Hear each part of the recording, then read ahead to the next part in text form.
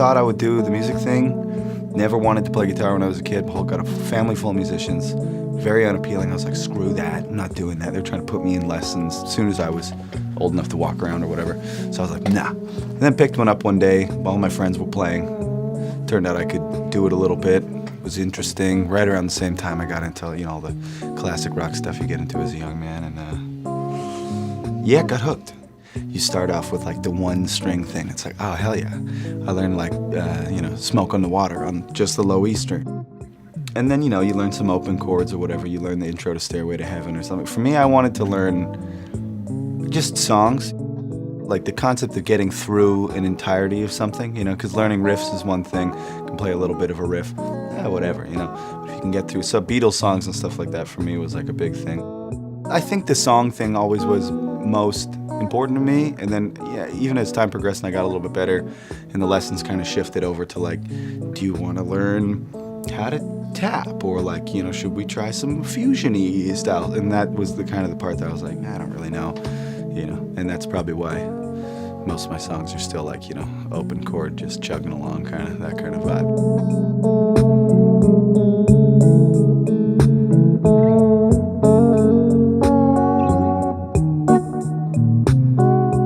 What I did initially was I used to play in open tunings a lot, which I guess is kind of like a Keith Richards or whoever else thing.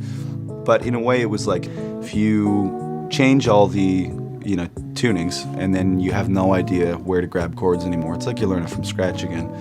It's almost more, it's easier to come up with something. You're not like, oh, well now I could go to the fourth, whatever, you know, where everything is supposed to sit, more or less, I don't really know, but puts you out of your comfort zone, which I think is important in a way.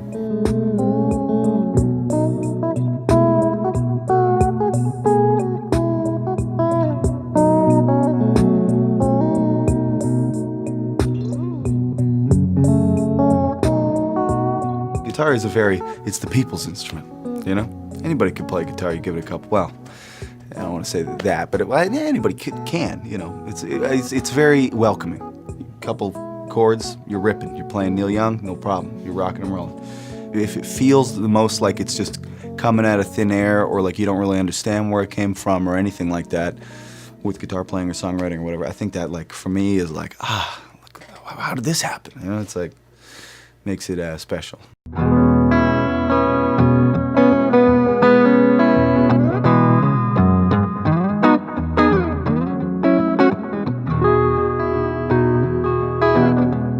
I was probably 13, 14, but I remember being in Avenue Guitars, which is a guitar store in my hometown in Edmonton, looking over the counter, and you see, you know, the pack. It's got a hawk or an eagle on the front. Nice design, kind of psychedelic, you know. And I was like, yeah, I guess I'll get those ones, yeah. And then you flip it over, Jimi Hendrix, blah, blah, blah, blah, blah, blah. And I was like, damn. So I used to play this guitar. I played for years and years and years. Hunk of garbage. Beautiful sounding guitar, love it. Extremely hard to play. Real piece of crap. But the problem with it is that it would break strings in the middle of a show. I mean, I still do it on whatever I'm playing now. But I was like the string breaking king for a while, you know? So, the nice thing about Ernie's, and I mean, maybe other packs do this, but I don't care. You lay them out, they're right there. It's not some big wound up thing. No, it's telling you exactly which one you gotta get in a pinch to slap back on. You know what I'm talking about? And for a while I could change a string in like 30 seconds on the stage, plop it down, middle of a song sometimes, whoop, you know, you're good to go.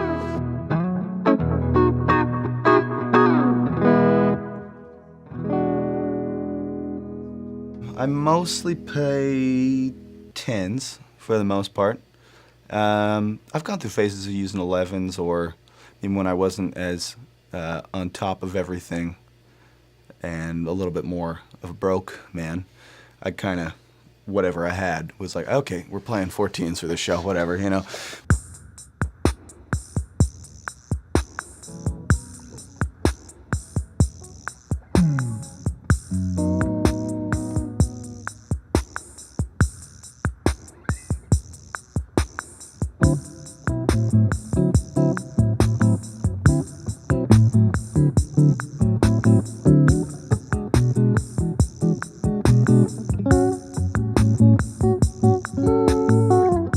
as a younger guy, I think it was like, I was in this mindset where it's like, I couldn't possibly try to write a song until I can play as well as so-and-so or this and that or yada, yada, yada, or until I understand this or that.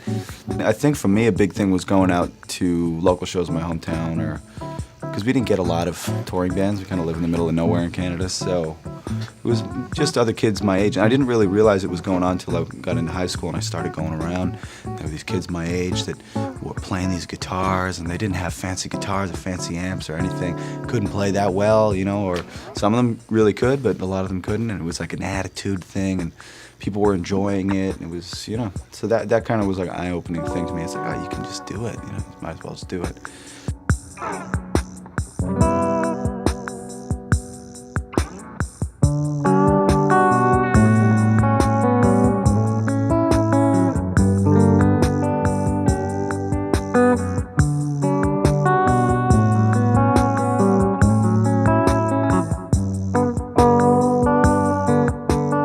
Working at a grocery store, a lot of classic rock on the radio.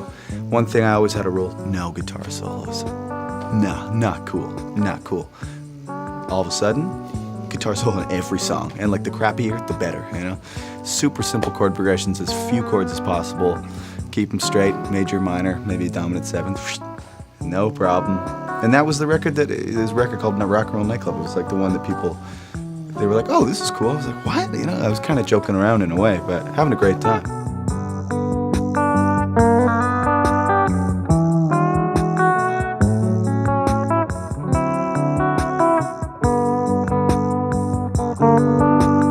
And anytime I try to emulate something, I come so far off the mark, which is nice because then I end up with my own thing, but it's definitely, I can't really ever nail something, you know? It's almost like I had a style, specific style, changed it to something that I thought was so bread and butter, so regular, but now that, you know, the shimmering, weird, you know, really thin sounding, gross, like vibrato guitar sound, everybody's like, oh, that sounds like Mac DeMarco, you know? It's like, so now it's like, it kind of worked inversely for me.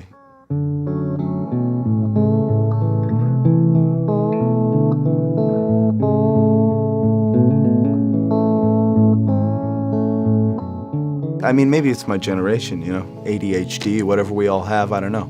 It's like, if I can't get something down on paper in like 5 minutes, if I can't just get it out, I just leave it alone, you know? It's like, you know, the whole idea of like coming back to a song after a day or something, I never do, you know, I just never do.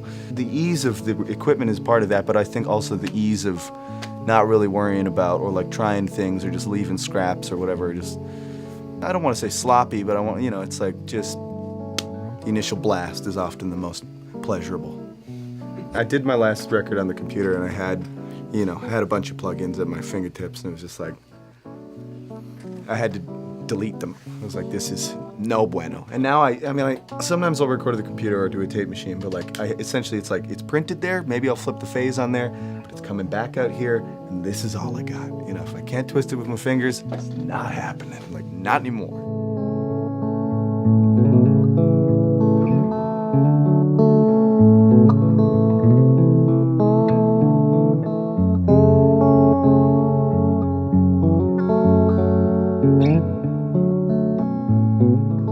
There's nothing wrong with having an insane crazy studio or insane crazy musicianship or insane crazy engineering prowess or whatever, you know, it's like if something works, it works. As long as you're getting something that you're happy with and that, you know, you feel cool about out of the, you know, back end of it or whatever, it's like, doesn't really matter how it was made, where you did it, who you did it with, if you did it by yourself, it's just kind of like, you just gotta, doing it is the cool thing. So, why not? No.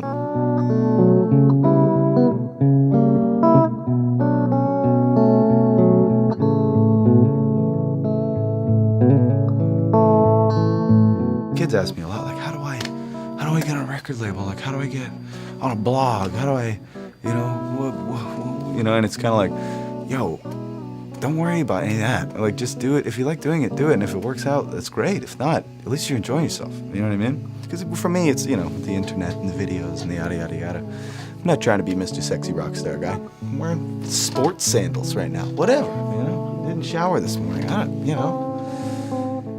And maybe that's my thing now, you know? I don't know, but it's just, you know, I just think, dude, do you. Let it fly. Keep it real. and enjoy yourself. If you ain't trying to be something, then you're just being yourself, and then that's you. That's who you are. God bless it. You gotta eat, you gotta pay your rent, whatever. And then the music thing was something that I loved to do, so I did it as much as I could, you know. And now, like, it is my job, which is insane, you know. It's like a complete fluke and completely insane. But yeah, I don't know. I think that keeping in mind that it is also something I love to do, and it's my hobby, and it's ridiculous that I make, you know, more money than I thought I'd ever make doing anything. Doing this is like, you just gotta try and keep it real. It's very bizarre.